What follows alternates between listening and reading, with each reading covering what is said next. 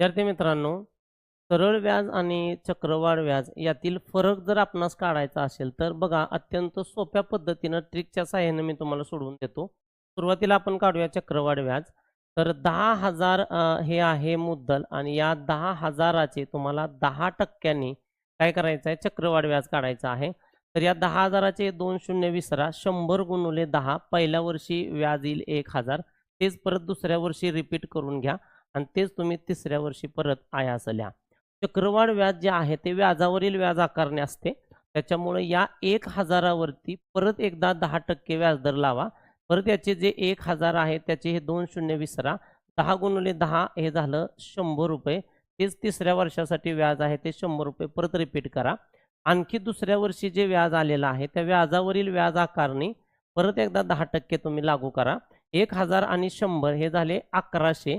या 1,100चे हे 2 शून्य विसरा, ट्रिक देतोय. 11 गुणिले 10 किती झाले? 110. हे तिसऱ्या वर्षीचं व्याज आहे. या सर्व व्याजांची करा बेरीज. इथं आली ₹3,000. हे आले 100, 100 ₹200 आणि हे आले ₹110.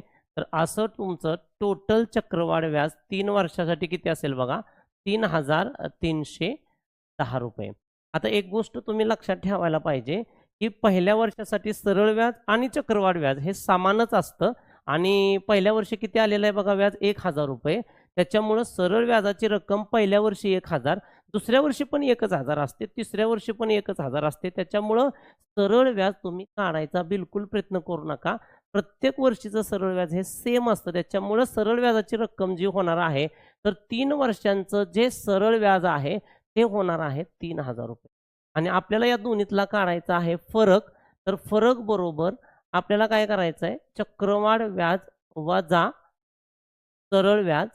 फरक म्हणजे वजाबाकी काढायची आहे. चक्रवाढ व्याज आले आपलं ₹3,310 आणि त्याच्यामध्ये वजा हे ₹3,000 तुम्ही वजा करा. तर सरळ सरळ तुमचं चक्रवाढ व्याज आणि सरळ व्याज याच्यातील जो फरक आहे तो किती येणार आहे बघा? ₹310. आणि हा आहे आपला ऑप्शन क्रमांक सी. अशा अनेक सोप्या ट्रिक आपल्याला या ठिकाणी इथून पुढील व्हिडिओमध्ये बघायच्या आहेत. तर नक्की तुम्ही आपल्या व्हिडिओला लाईक करा.